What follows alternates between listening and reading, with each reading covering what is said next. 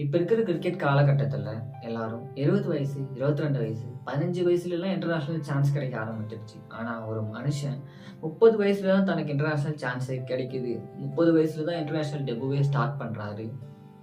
31 வயசில் T20 maiden century அடிக்கிறாரு. 32வது வயசில் நம்பர் 1 T20 பேட்ஸ்மேன் ஆகுறாரு. 33வது வயசில் T20 வேர்ல்டு கப்பை ஆஸ் ஏ பிளேயராக வின் பண்ணுறாரு. பிளேயராக வின் பண்ணதுக்கப்புறம் T20 ஸ்குவாடுக்கு கேப்டன் ஆகுறாரு. அதுக்கப்புறம் ஏஷியா கப்பை கேப்டனாக வின் பண்ணுறாரு. அதுக்கப்புறம் T20 வேர்ல்டு கப்பையும் 2026 வின் பண்ணுறாரு. இவரோட கேப்டன்ஷிப் ரெக்கார்டு ஓவராலாக பார்த்தோம் அப்படின்னா 52 மேட்சை கேப்டன்ஷிப் பண்ணி 40 மேட்ச் வின் பண்ணியிருக்காரு. வின்னிங் பர்சன்டேஜ் 80% வச்சுருக்காரு. ஒரே ஒரு பைலேட்டரல் சீரீஸ் கூட தோற்றதே கிடையாது. அதுக்கப்புறம் இவர் தான் third highest run scorer for India T20 international.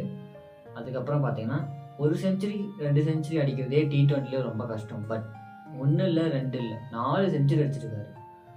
But இந்த மாதிரி ஒரு வேர்ல்டு கப் வின் பண்ண கேப்டனை இப்படி ட்ரீட் பண்ணுறது எனக்கு என்னமோ சரியாக படலைங்க. என்னதான் ஒரு 2 வருஷமாக கரெக்டாக சரியாக விளையாடல தான், சரியாக போகலை தான், ஆமாம் உண்மை இல்லைன்னு சொல்லலை.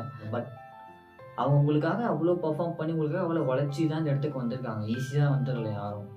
அதனால் அட்லீஸ்ட் அவங்களுக்கு ஒரு சான்ஸ். இப்போ நீங்கள் அயர்லாந்து ஸ்குவாடில் அவரை ட்ராப் பண்ணிட்டீங்க, எல்லாம் ஓகே பரவாயில்ல. பட் அட்லீஸ்ட் ஒரு பிளேயராகவாச்சும் அவர் இருந்திருக்கணும் இல்லையா? நீங்கள் கேப்டனாக போக தேவையில்லை அவர் ஸ்குவாடில். அட்லீஸ்ட் ஒரு பிளேயராகவாச்சும் அவருக்கு சான்ஸ் கொடுத்துருக்கணும். நம்ம இந்தியன் டீம் ரொம்ப ஒரு மாதிரி அன்ஃபேராக இந்த மாதிரி பண்ணுறாங்க. ரோஹித் சர்மாவையும் அப்படி தான் பண்ணாங்க. இப்போ சூரியகுமார் யாதவ். பட் சூரியகுமார் யாதவை இப்படி பார்க்கவே ரொம்பவே மனசு கஷ்டமாக இருக்குங்க.